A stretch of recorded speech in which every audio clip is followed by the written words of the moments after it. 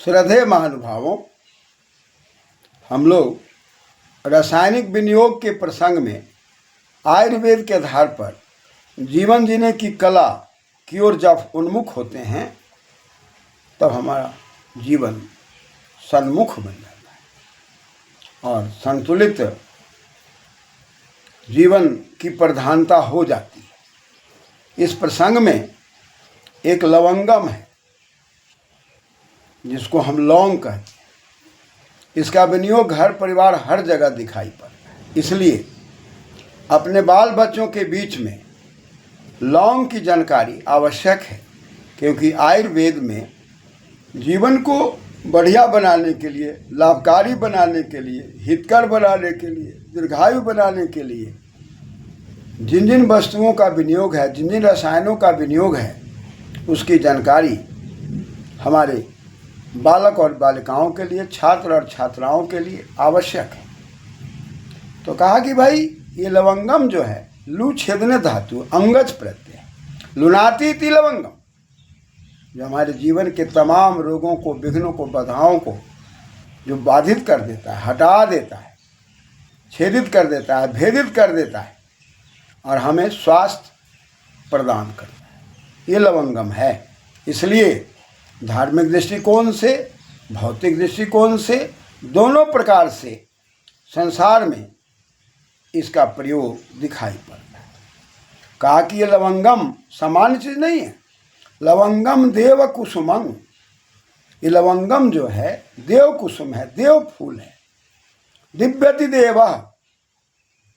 और हमारे आपके जीवन में जो उमंग उत्पन्न करे, दिव्यता उत्पन्न कर दे, वह फूल देव कुसुमम है। प्रफुल्लत उत्पन्न कर दे, प्रफुल्लता उत्पन्न कर दे, हमारे जीवन की निष्पत्ति बढ़िया बना दे, विपत्ति से हमको अलग हटा दे, वो देव कुसुमम है।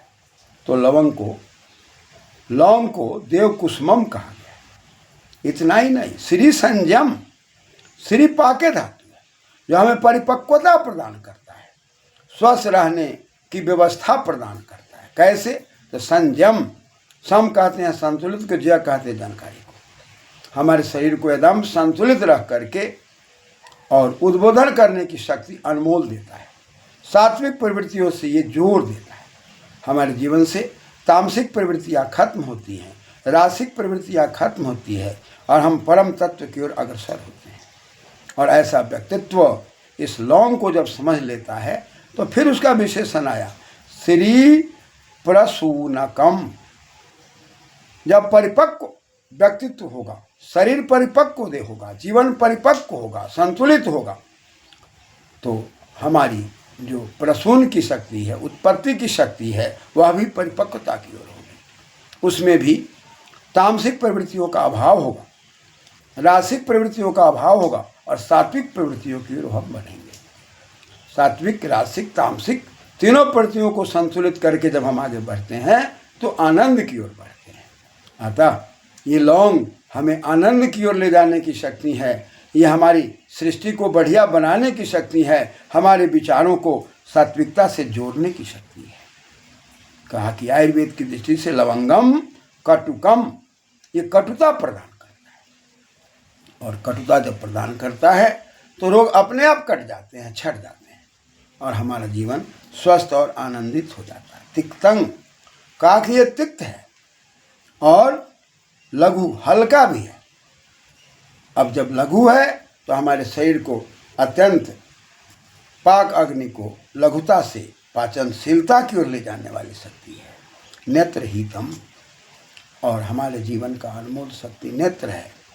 नयति त्रायति नेत्रम, जो हमको आगे ले जाता है, रक्षा करता है, उस नेत्र के लिए यह अत्यंत लाभप्रद है, नेत्र के लिए हितकारी है। हम मधु के द्वारा सेवन करते हैं, मिश्री के द्वारा सेवन करते हैं, कई प्रकार की विधाएं हैं जो हमें आपको अध्ययन करना चाहिए और अपने बाल गोपाल को उसमें दक्ष बनाना चाहिए। दीपनम, हम भोजन करते हैं, कभी कभी भोजन के अंदर नए नए प्रकार के रसों के सेवन से, नए नए प्रकार की सब्जियों के सेवन से कभी कभी हमारे शरीर में विकृतियाँ पैदा होने लगती हैं। अतः यदि हम यदा कदा लौंग का सेवन करते रहते हैं तो ये दीपनम है, ये दीप्ति प्रदान करता है, जठर अग्नि को मजबूत करता है। एक अग्नि है माता पिता आचार्य बड़े बुजुर्ग, एक अग्नि परमात्मा है और एक अग्नि सूर्य है और एक अग्नि हमारे शरीर में विद्यमान है जिसको हम जठर अग्नि कहते हैं। और जठर अग्नि के प्रदीप्त रहने से ही हमें सूर्य की अग्नि दिखाई पड़ती है, चाहे माता पिता दिखाई पड़ते हैं, चाहे बड़े बुजुर्ग दिखाई पड़ते हैं। जब तक हमारे अंदर की अग्नि बढ़िया नहीं है, हमें दुनिया की सारी वस्तुएं बेकार लगती है। इसलिए यह दीपन की शक्ति